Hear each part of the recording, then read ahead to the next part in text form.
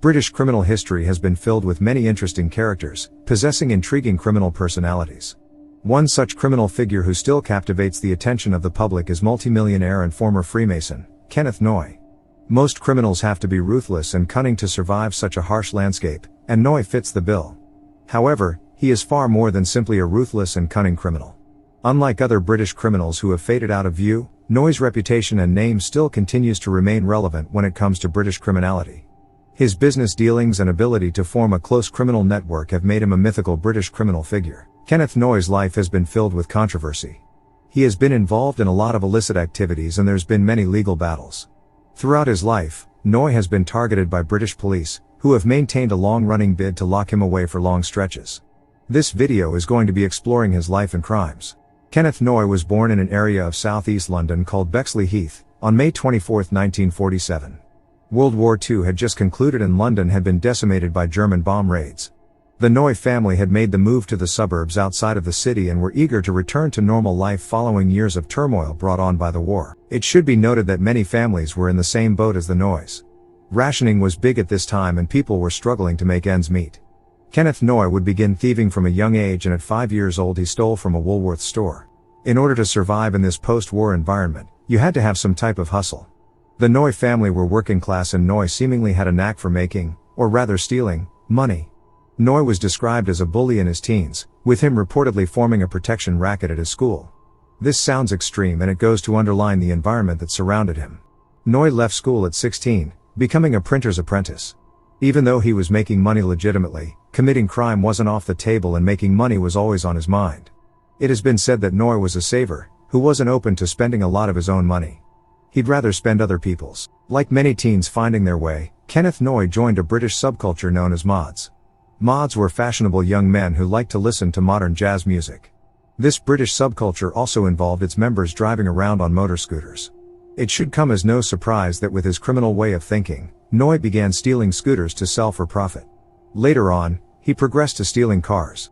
Because Noye wasn't up for paying, the alternative was to steal. He routinely stole suits from stores, with little concern for the potential consequences. Unfortunately for Noye, he was about to learn that actions do have consequences. Police were tipped off to Noye's illegal activities. He had received stolen motor parts and was found guilty of the crime. He would be sentenced to a year at a youth offender facility known as Borstal.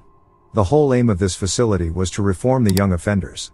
However, the facility had the opposite effect and actually made the youths worse, allowing them to mingle with other criminally minded offenders. Many left Borstal feeling more resentful and angry toward authority figures, returning to a criminal way of living. One of these people who only continued to disobey the law was Kenneth Noye. Whilst inside, he had made new criminal contacts and wanted to branch off into other criminal activity when he was released. Living in a peaceful community, Noye was away from the hustle and bustle of London. In September of 1970, he married Brenda Tremaine, a barrister's legal secretary whom he'd met whilst incarcerated at Borstal. The marriage resulted in Noye becoming the father of 2 sons. With a family to take care of, Kenneth Noye shifted his attention towards setting up a haulage company. Furthermore, he tried his hand at becoming a property developer. His brush with the law had taught him a lot and he was interested in running his own fencing operation, buying and selling stolen goods from criminals. Later on, Noye became what is known as a fixer. Noye would be able to set up and fund criminal dealings, without getting involved directly. It was a win-win scenario for him. Noye was intelligent. He insulated himself from a lot of negative police attention by getting to know corrupt cops. At one stage, he was part of the Freemasons. Noye wanted to interact with Freemason police officers, form contacts and build long-lasting relationships. He saw the value in other people and knew how to exploit people for his benefit. If he could make friends in powerful positions and bribe his way out of trouble, then he'd find a way to do so. As his reputation increased over time, criminals saw that they could count on Kenneth Noye. He was a charming person who they could turn to in their time of need. To Noye's credit, his businesses, both legal and illegal, were working for him. Success attracts success and the haulage company proved to be a game changer for Noye. Still, the lines were blurred between legitimate and illegitimate trade. He primarily focused on selling cigarettes and alcohol because they were profitable goods that could be unloaded from lorries. The 70s were proving to be a blessing for Noye, and even though he spent some additional time behind bars for possession of a shotgun, for the most part, life was good. Noye's wealth was increasing, but suddenly his house mysteriously caught alight, and it burned down because of an electrical fault. Unfazed by the devastation, Kenneth Noye then built a Tudor mansion on top of the ruins. This mansion featured 10 bedrooms, 70-foot pool and even a jacuzzi. Around this time, Kenneth Noye decided to sell his haulage business. It had been profitable, but he wanted something different, and he found the change in the form of gold. Gold was profitable for Noye, and he was reportedly having it imported from Kuwait. He would then sell this gold to dodgy dealers across Britain. A gang of 6 men robbed £26 million worth of gold and £100,000 worth of diamonds from a warehouse near to Heathrow Airport. The crime was dubbed the Brinks-Mat robbery. Kenneth Noye had been involved in handling the gold, with him committing VAT fraud in the process. As mentioned, Noye was a fence.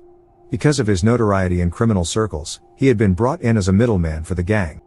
Noye's name had been raised to police regarding the Brinks-Mat job. The police team trying to nab him wasn't going to be paid off.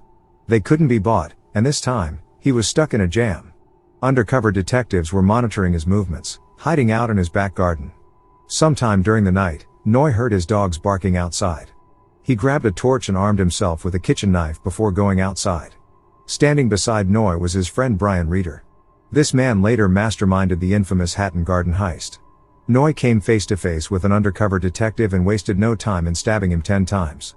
The detective later died at the scene. The case was sketchy because police shouldn't have been in Noye's garden. They were upset at the loss of one of their officers but couldn't really do anything. Kenneth Noye was charged and arrested but later beat his case in December 1985, being acquitted based on the fact that he could easily claim self-defense. Police saw this as a declaration of war and Kenneth Noye became their prime target. In a raid of his Kent property, police found 11 gold bars from the Brinks-Mat job. In court facing conspiracy charges for handling the gold, he ultimately received 14 years and a huge fine of £700,000. Kenneth Noye had been released from prison in 1994, but 1996 was the year that everything really changed for the worst for him. Stephen Cameron was a 21-year-old man who was letting his fiancée drive his van because he'd been drinking the night before. At the time, Noye was out on license. Stephen's fiancée reportedly cut up Kenneth Noye, which resulted in a road rage argument at some traffic lights. The argument led to a fist fight which reportedly led to Noye being beaten by the much younger man. Never one to let something go, Noye returned to his car and grabbed a knife. In a similar play of events to his 1985 murder, he stabbed Stephen Cameron, who later died at the scene from injuries to his heart and liver. It wouldn't be long before Kenneth Noye would be back in the papers, wanted for murder. Kenneth Noye knew that he was in the wrong but still claimed self-defense to his family later on in the day. Noye wasn't interested in hanging around to be rearrested. He packed his bags and fled Britain in a helicopter. Criminal associates helped Noye by getting rid of his car, placing a duplicate on his driveway. Additionally, his phone went dead. British police were at a loss when it came to his whereabouts. Whilst the investigation into Stephen's murder continued, police kept tight-lipped. They suspected Kenneth Noye in Stephen's murder, but they weren't happy with the media learning about their suspicions. Kenneth Noye embarked on a 2-year global trip, visiting France, Spain, West Africa, Amsterdam, Cuba, Jamaica, and Panama. Clearly, Noye had high-level criminal connections, and it has been said that John Palmer, the man who went by Goldfinger, was the guy who originally helped him flee Britain. For a man who was wanted by British police, Noye sure got about.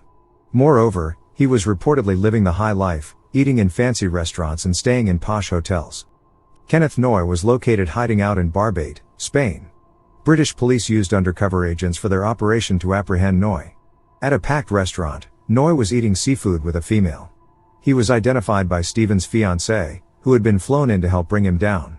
Upon the confirmation that it was Noye, Spanish police swooped in to make the arrest.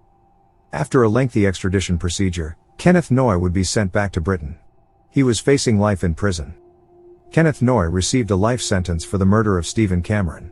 A witness in the case was gunned down in Ashford, Kent. Police tried tying this to Noye, but the witness had a criminal past and could have easily been a victim of a different, unrelated dispute. Now, a life sentence in the UK is different to a life sentence elsewhere. It doesn't actually mean that you automatically get given life in prison. Kenneth Noye was released from prison in June 2019. He has since tried to keep a low profile, having been freed. He is reportedly a gym fanatic now and isn't trying to reveal his next move, living a quiet life in the suburbs.